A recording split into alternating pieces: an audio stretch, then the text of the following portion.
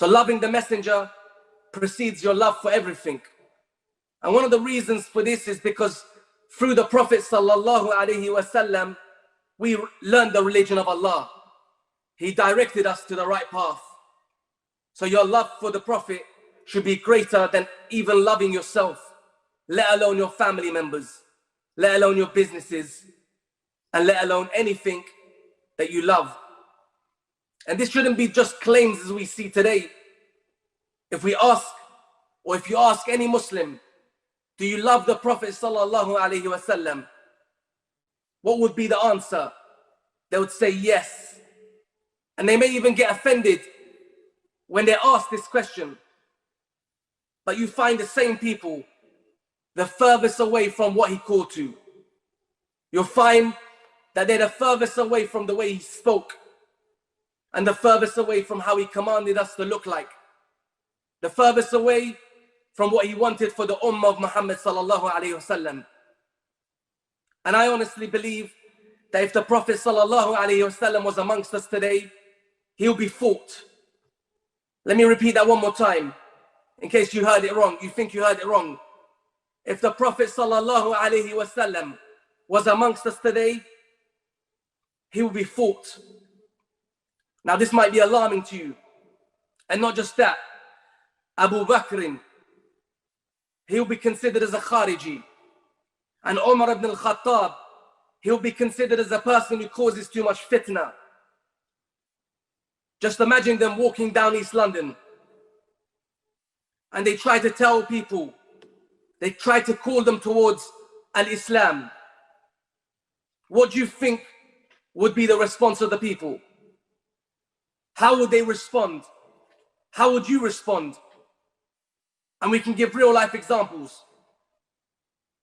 Look around us.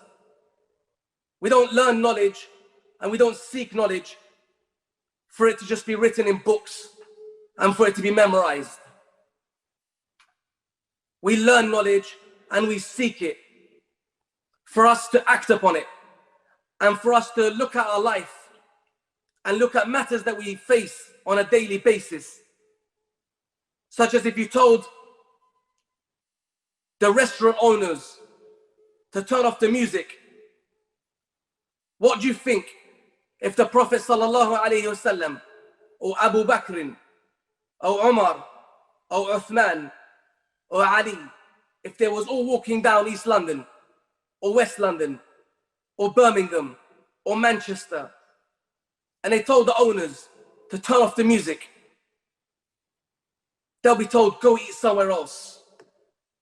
They'll be told, go eat somewhere else.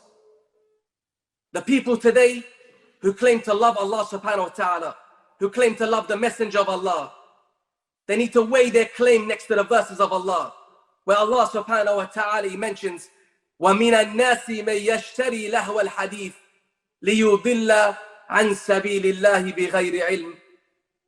From mankind there are people, and before I give you the translation, contemplate over this verse. From mankind there are people who purchase idle talk to mislead men from the path of Allah. When Ibn Mas'ud, he was asked regarding the meaning of this verse, قَالَ هُوَ وَاللَّهِ الْغِنَى.